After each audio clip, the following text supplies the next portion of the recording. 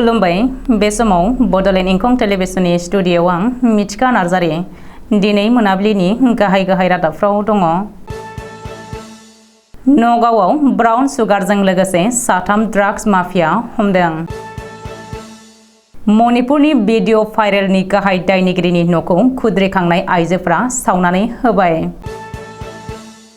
काश्मीराव आसामनि सासे CRPF जवाननि जिउ खहा।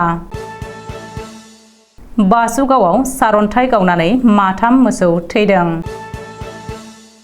आक्रासुआ गाहाय मन्थ्रि आरो आसामनि गिबि मन्थ्रिनो गोसोखांलाय होदों। 54 BNSSP ए कम्पानिनि जोहै बिफां गायनाय सप्ता हाबाफारि। दानिया फैदिनि आबुं रादाबाव।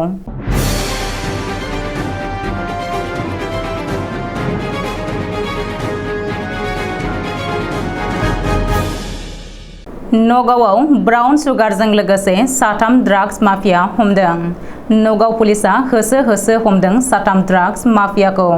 नगाव जिल्लानि खामपुर थाना आरो सापरमुख थानानि सिमायारि ओनसोल काकटिगाव तिताइमारि दालां साखाथियाव पुलिसा अपारेशन खालामनानै 3 ड्राग्स माफियाजों लोगोसे मोन 20 साबुन बाक्सुआव सोनानै लाबोनाय ब्राउन सुगार जब्द खालामनो हादों।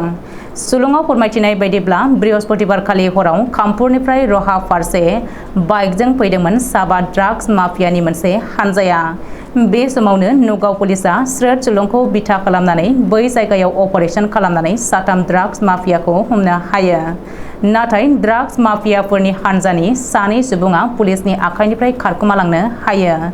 ओरैहाय 3 ड्राग्स माफियाखौ हमनो हानायनि उनावनो ओनसोलाव दुंहाव थासारि सोमजियो। जाउनाव थासारिखौ कन्ट्रल खालामनो थाखाय पुलिसा लाथिख'आव गुलि गावनो गोनां जायो होननानै मिथिनो हादों। बबेखानि नगावनि SP नबनीत महन्तआ हरनि समाव सापरमुख थानायाव थांनानै हमजानाय 3 ड्राग्स माफियाखौ जेरा खालामो। नाथाय बे खौरांखौ सुजुनाय समहालागै पुलिसा 3 ड्राग्स माफियानि सिनायथिखौ सोराङाव लाबोआखै। हादरनाङै सोमावग्लुंनाय मणिपुरनि भाइरेल भिडिअ एबा मणिपुरनि 2 कुकी आइजोखौ लाजि फोनांनाय जाथायनि गाहाय दायनिगिरि हुइरेम हिर'दास मेथेनि न'खौ सावनानै होबाय। खुद्रिखांनाय हानजासे आइजोफोरा हिर'दासनि न'खौ सावनानै होदों। मणिपुरखौ लाजि फोनांनाय जाथायनि गाहाय दायनिगिरि हुइरेम हिर'दास मेथेनि न'आव खुद्रिखांनाय हानजासे आइजोफोरा आखाइ लावथि लानानै बेंखन होयो आरो उननि समाव न'खौ सावनानै होयो। बेनि अनगायैबो हुइरेम हिर'दास मेथेजों लोगोसे बिनि न'खरनि सोद्रोमाफोरखौ पेसि आवां लेखाइनिफ्राय होखारहरनो थांखि लादों होननानैबो सुलुङाव फोरमायदों। बबेखानि गासैबो जाथाया सोराङाव फैनायनि उनाव ओनसोलनि आइजोफोरा मोनसे मेल खुंनानै हुइरेम हिर'दास मेथेजों लोगोसे बिनि न'खरनि सोद्रोमाफोरखौ ओनसोलनिफ्राय होखारहरनो थांखि लायो होननानै मिथिनो हादों।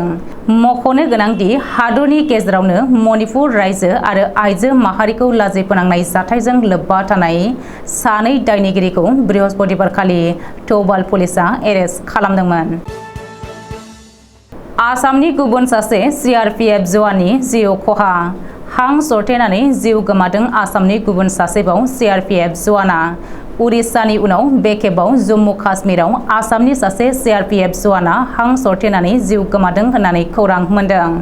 बबेखानि काश्मीराव हां सरथेनानै जिउ गोमानाय आसामनि CRPF जवानखौ मरिय'नि हा गोदाननि टंकेश्वर दास होननानै सिनायथिनो हादों।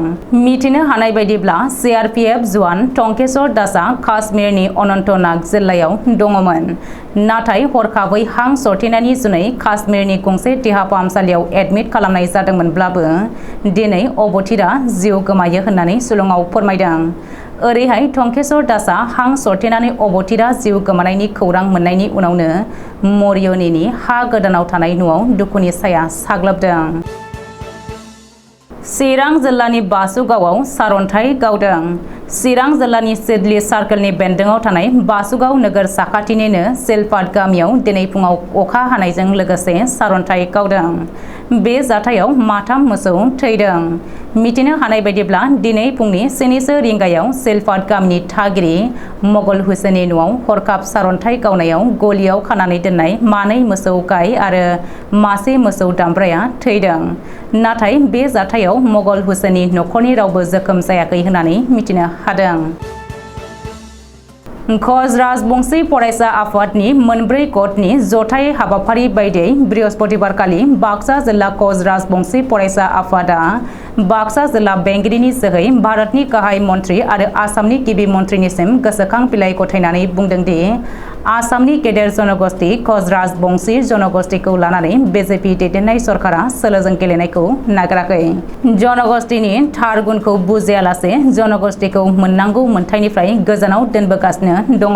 2014 मायथाइयाव लकसभा बिसायख'थिनि समाव बङाइगावसिम फैनानै हादरनि गाहाय मन्थ्रि नरेन्द्र मदिया बिसायख'थिनि सुबुं मेलनि गेजेराव बिजेपि सरकार जायोब्ला 6 दाननि गेजेराव कच राजबंशीनो जनजातिकरण मोनथाय होगोन आरो कमतापुर रायजो राजनीतिकनि थाखाय समाधान खालामगोन होननानै बुंनाय खोथा होनाया 9 बोसोर बिजेपि दैदेननाय मिरु सरकारा जनजातिकरणनि जेबो राहा खालामनो थांखि लायैया लाजिनांथाव। बेराफारसेथिं जनजातिकरणनि थाखाय मन्थ्रि क'डनि खौरां नागिरनानै जाहोनखौ सिखोमानानै दोनदों। बेनि अनगायैबो रायजोनि फाइनेन्स मिनिस्टार आरो दानि गिबि मन्थ्रि डक्टर हिमन्त बिश्व शर्मानि दैदेननायाव दाजानाय मन्थ्रि क'डनि बेखेवथि दिनैसिमबो आबुं जायाखैसै। गासै कच राजबंशीफोरखौ जेब्लाबो नेहाद होफ्लाबोनाय बिजेपि सरकारा माखासे रांनि थाखाय कमतापुर अट'नमास काउन्सिल आरो कच राजबंशी डेभेलपमेन्ट काउन्सिल दाना होनानै कच राजबंशी जनगोष्ठीखौ लाजि फोनांबोगासिनो दङ।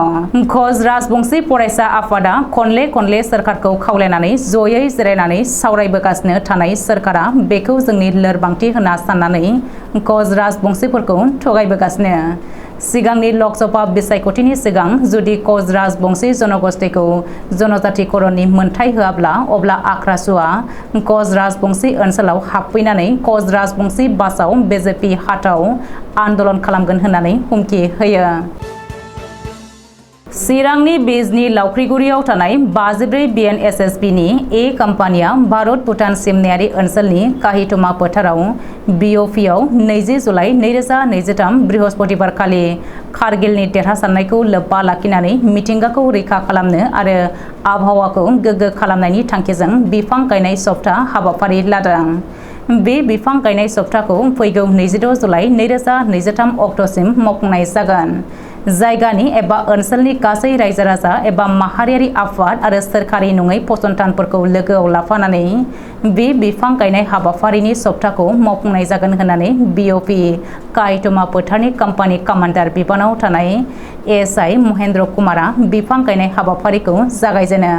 जायगानि फरायसालि आरो गुबुन जायगायाव बे बिफां गायनाय हाबाफारिखौ लानाय जादों। बेखेवनाय हाबाफारियाव कम्पानि कामान्डार बिबानाव थानाय एएसआइ महेन्द्र कुमारा बुंदों दि आथिखालाव मुलुग दुंखावनायखौ होबथानो आरो मिथिंगानि समायनाखौ लाखिनो थाखाय हादरनि खना खनला जेरावबो बिफां लाइफां गायनांगौआ जोबोद गोनांथि जानानै फैबाय। बेनिखायनो भारत सरकारनि बिथांखि बायदियै एसएसबिनि गासै मावफारियाफोरा जायगानि रायजो राजाखौ लाफानानै बे बिफां गायनाय हाबाफारिनि सप्ताखौ मावफुंनो लानाय जादों। दिनै मोनाबिलिनि रादाबा एसेनोसै। गोजोन्थों।